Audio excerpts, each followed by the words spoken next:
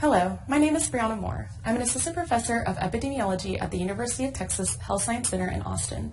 I'm the lead author of the study entitled Neonatal Adiposity and Childhood Obesity based on Healthy Start, a pre-birth cohort study in Colorado. The prevention of childhood obesity may need to begin in pregnancy.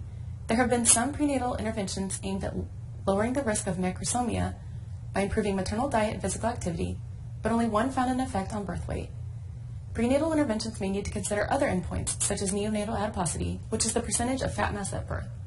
In the Healthy Start cohort, we previously found that maternal diet and physical activity had an effect on fat mass but not birth weight.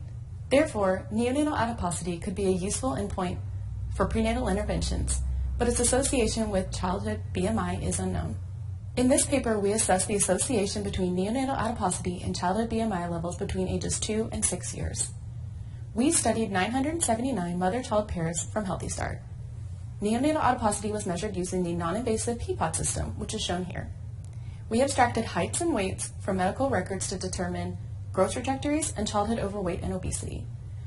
Our results showed that childhood BMI levels differed by neonatal adiposity. This figure shows the BMI trajectory for girls by neonatal adiposity. Each standard deviation increase in neonatal adiposity was associated with a 0.12 kilogram per meter square higher BMI. The pattern of growth was similar among boys, though they had higher overall BMI levels. We also found that increased neonatal adiposity was associated with a higher proportion of children having overweight or obesity. By 5 to 6 years of age, only 3% of children born with low neonatal adiposity were classified as overweight or obese, whereas 23% of children born with neonatal adiposity were classified as overweight or obese. Our study had some limitations, including the use of BMI to approximate obesity in childhood. Our findings are important since various prenatal exposures, such as maternal diet and physical activity, may have specific effects on offspring fat accretion that may not be captured by simply measuring birth weight.